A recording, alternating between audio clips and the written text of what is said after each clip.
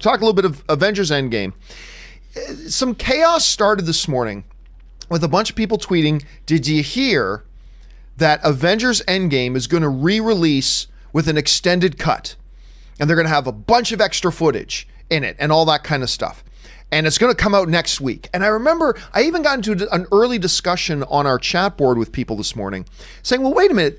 I have a feeling they're misinterpreting, because the first report came from comicbook.com, which I never thought they were deceived. I didn't think they were lying. I didn't think they were lying at all. It's just the way it was written made me go, because, you know, we all misunderstand things sometimes. I've done it. You've done it. We've all done it. And I remember reading what was written. I thought, this doesn't sound right. Like, I wonder if they're misunderstanding what it was Kevin Feige was saying, because everybody started running around. Avengers is re-releasing with new footage and blah, blah, blah. It's like, but next week?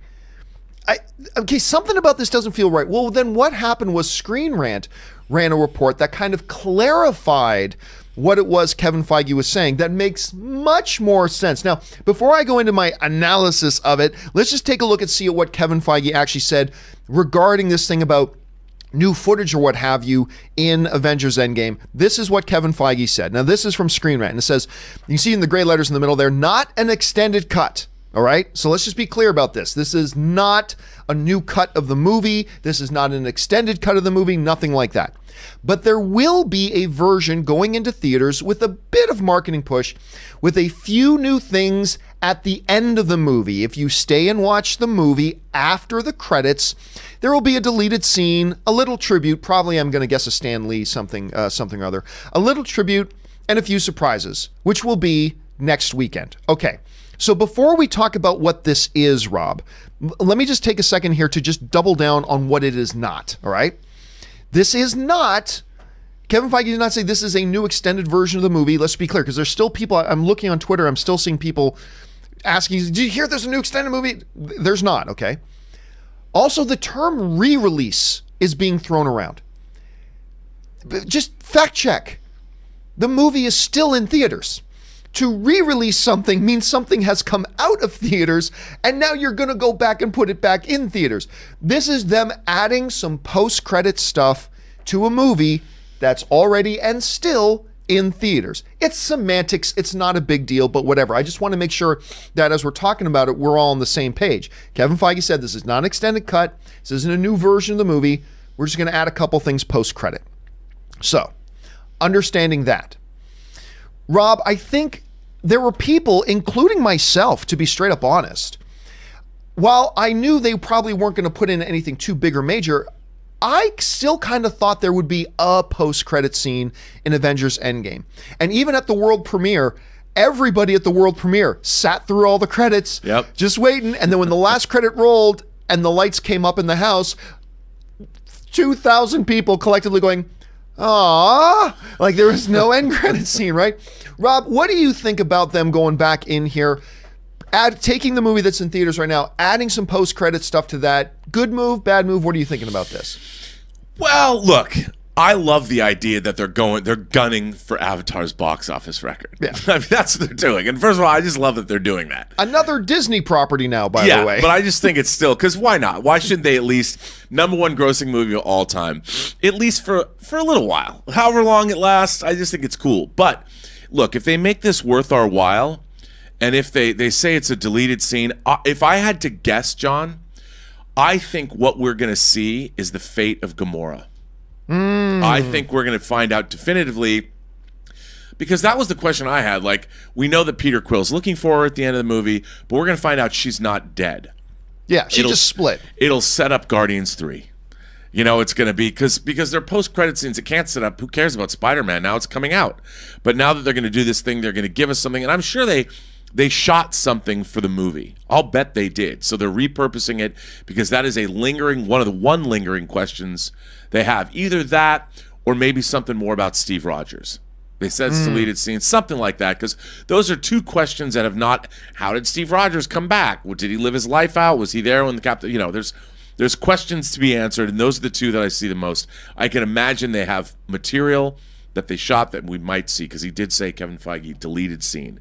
So that's what I'm hoping. And interesting is he said singular too. He just said deleted scene, which I thought was interesting. Yeah, I think we're going to get one or the other, and we're going to find out either something about Captain America, but mostly I think it's about the fate.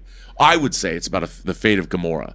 You know, like what if she's a secretary somewhere hiding low and people just think she has green makeup or just on? It always felt kind of weird that, you know, we didn't see her make a decision that she was just going to split and leave. Right. So I have a feeling if it's any kind of deleted scene, I don't know if we're going to see where she is now, but it might be one of those scenes where it's like we're going to see her talking to Nebula and saying, I'm this is not my time. I don't belong here. I need to go and figure out what I'm doing or whatever. And it's probably going to be something along those lines. Rob, everybody's very excited. Oh, the excitement. Everybody's so excited. We're going to get a deleted scene in the movie. Let me play sourpuss for a second, as I am not, you know, hesitant to do from time to time. Let me play sourpuss just for a minute, okay? Here's my thing. The one thing that bothers me a little bit about this, is the notion of, hey guys, why don't you come on back and pay us again to watch Endgame again? Because we're going to give you something we decided we didn't want to give you when you paid to watch it just 3 weeks ago. Right. What this smells like to me a little bit, and again, I'm just being a little sourpuss here for a minute, just bear with me, because I think this is a valid observation. This smells a little bit to me about one of the things that really turns me off the video game industry today, which is, hey, buy our game, and then in 3 weeks, hey, now download this level in the game. Well, wait a minute, I already paid for the game. You're gonna make me pay more? The whole payable DLC stuff is a big turnoff for me and a lot of people about video games. To me, this reeks a little bit about bringing DLC to the movies. Now, some people may accurately point out, say, well, John, you know, when the Blu-ray comes out, when the home video version on streaming or whatever comes out, you know, they put the bonus features on there and you're paying for that. Yes, but you're getting the movie. You're getting a physical copy of the movie, and they just add that stuff in there as a little bit of an extra incentive to buy a home video version. You're getting something for it. The notion to me of, I just paid to go see this movie 2.5 weeks ago, and you didn't give me that stuff when I paid you for it. And now you're saying, now we're going to put in a little bit extra, and it's not a re-release. It's not like the movie's been out of theaters for a year or been out of theaters for 6 months, and now they're bringing it back with a few extra little surprises. No, it's still in its theatrical run. And now it's like, hey, if you want to see this little thing that we decided to withhold from you when you paid to see it before, you got to come pay us again. And there's just something about that doesn't feel right. Something I'm not raging against the machine here. I don't think this is the most outlandish, outrageous thing anybody's ever done in the movie business. Nah, nothing like that. It's not a big deal. It just feels a little wrong. To your audience that supported your movie to the tune of $7.2 billion, to pull a little something like this on them, it's like, really? You decided you didn't want to give it to us before when we paid you before, but now you just held it off about 5 weeks so you could try to manipulate us into coming to see it again? We, an audience who supported you to the tune of $2.7 billion? Again, it's not a huge deal, not a big deal. I'm not making a big deal out of it. It's just, it doesn't quite feel right to me. It feels a little icky. I don't know. What do you think about that? Well, first of all, I'm totally with you about video games. I can't stand it. Like, give me the game I paid for. I don't like the idea of downloadable content that's going to add to the game later, unless it's like a year later. If it's a long time later, I'm like, okay, that's cool. They came up with something new. In this case, I like the idea that they clearly are gunning for a record. It's not something that they would normally do. It's not their par for the course. I kind of like that, especially if you get something that's cool. Like, dude, if they show Captain America go back to Vormir and give the Soul Stone to Red Skull, I would pay to see that. Like, I would go. If they were going to give me that, I would be like, I would pay for that just to see it, because, again, one of those questions, and I would feel like I get why it's not in the movie. I wouldn't feel like, you should have shown that to me in the movie. I don't feel that they needed to do that.